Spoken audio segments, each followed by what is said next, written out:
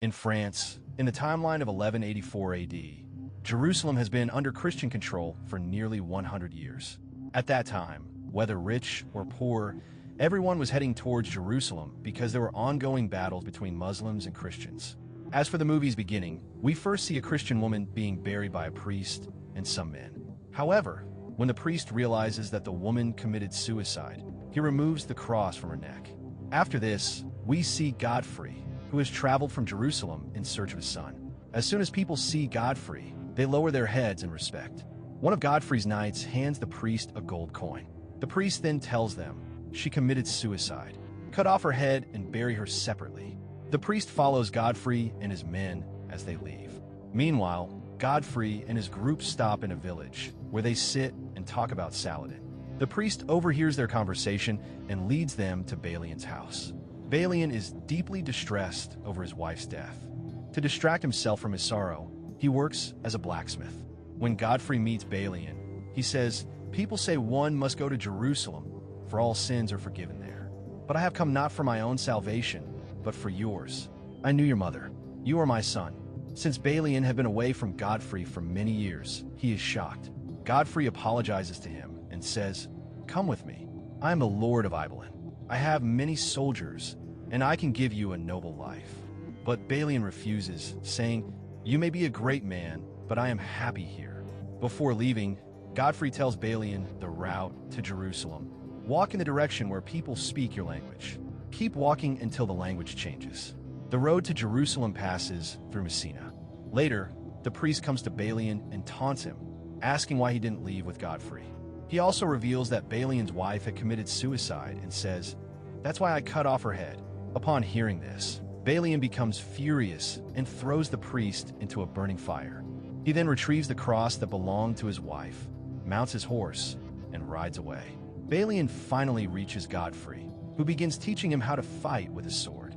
But just then, some men arrive and say to Godfrey, they say, "We have come to arrest Balian for the murder of a priest.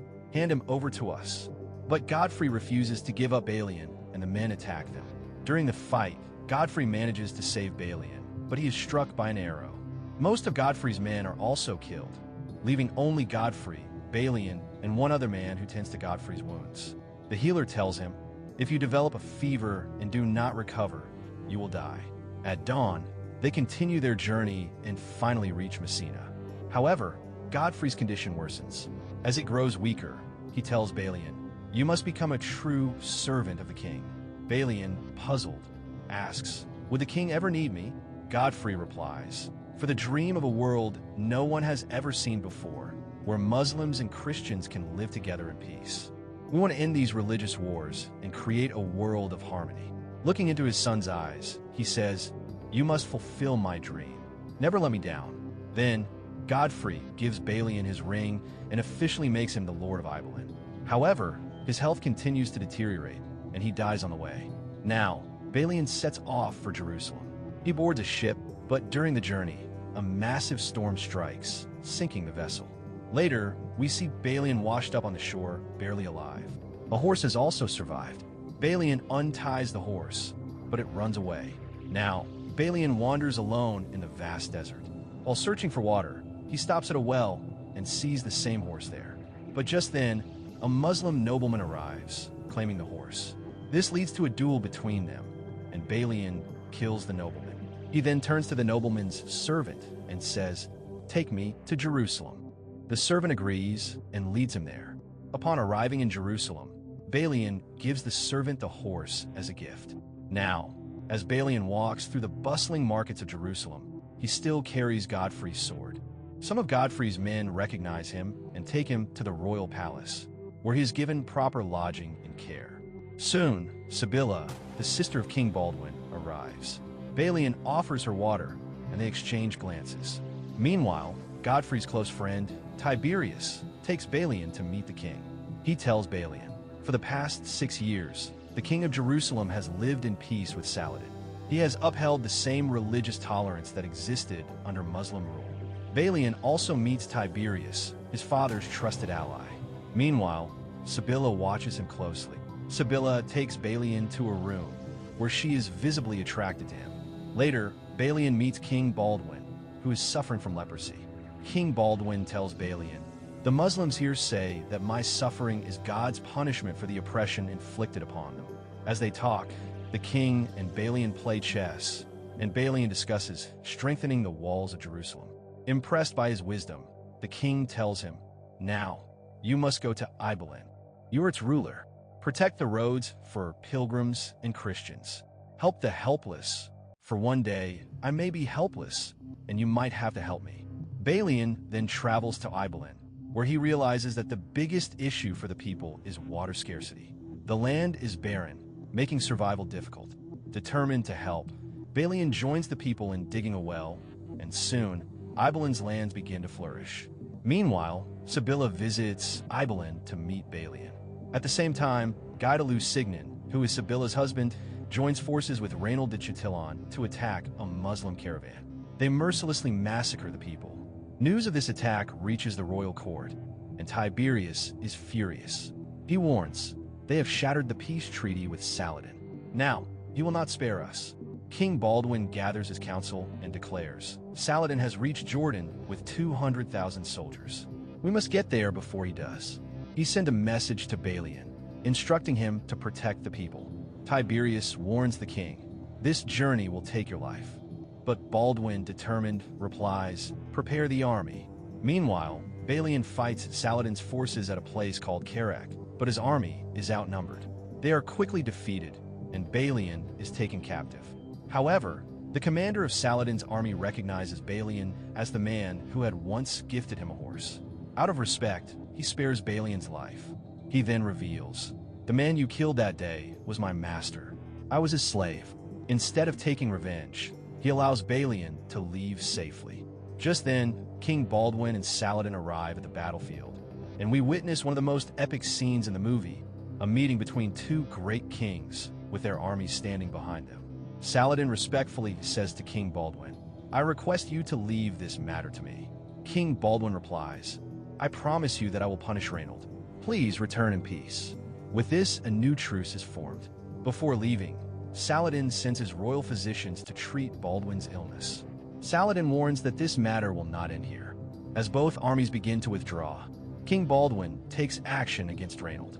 He strikes him and forces him to kiss his leper's hand before imprisoning him. However, the king's health worsens significantly, and he collapses. As his men carry him away, he looks at Balian and tells him, "I need you in Jerusalem." Knowing that his death is near, King Baldwin declares his 6-year-old nephew as his heir and appoints Balian as the commander of the army. He even asks Balian to marry Sibylla, but Balian refuses. Later, Sibylla visits her dying brother. Baldwin reminisces about their childhood memories, and after this emotional conversation, he finally passes away.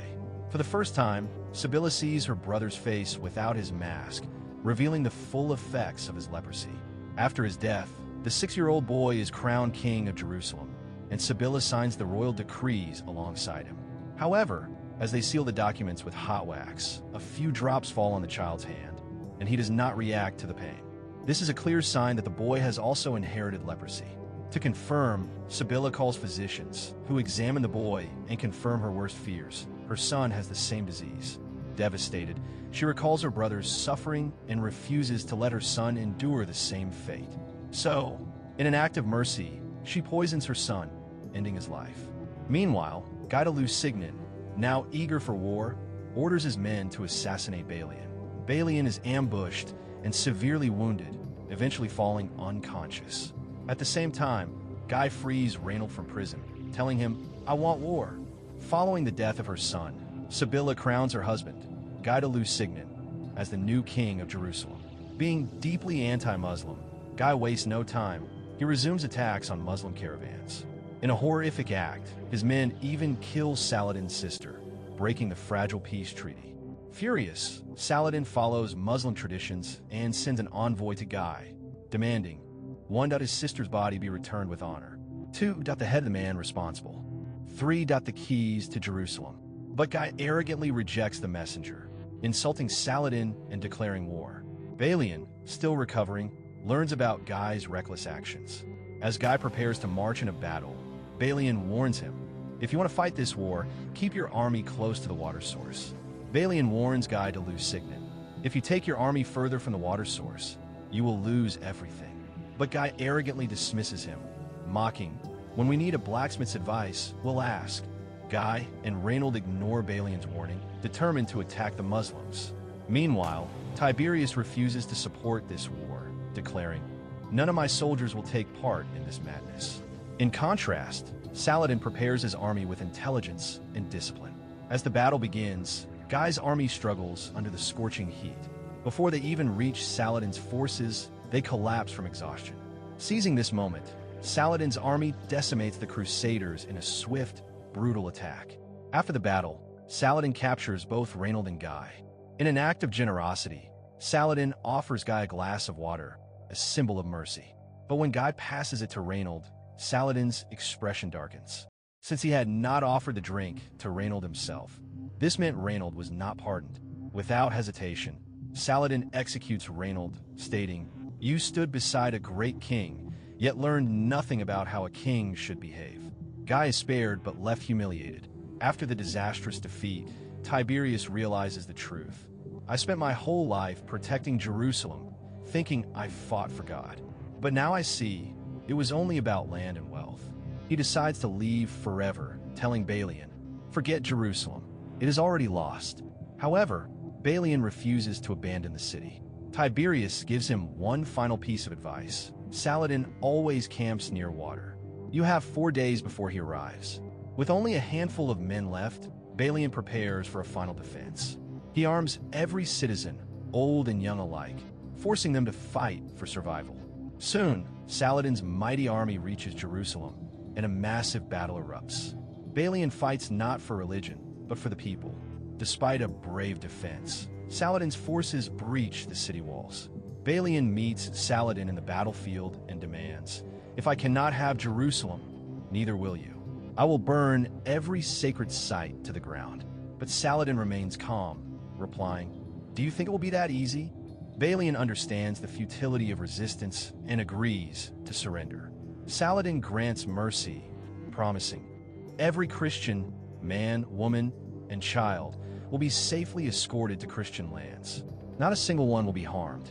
Balian reminds him, "When the Christians first took this city, they spared no Muslims." Saladin simply smiles and responds, "Perhaps you have forgotten, my name is Saladin." He honors his word and peacefully takes control of Jerusalem. As Saladin enters the city, he sees a fallen Christian cross. Instead of destroying it, he picks it up and places it back, a gesture of respect. The Christian banners are removed, and for the first time in years, the call to prayer echoes across Jerusalem. Meanwhile, Sibylla, devastated by her son's death, cuts her hair and leaves the city as a commoner. The Balian returns to his old home, where he lived before coming to Jerusalem.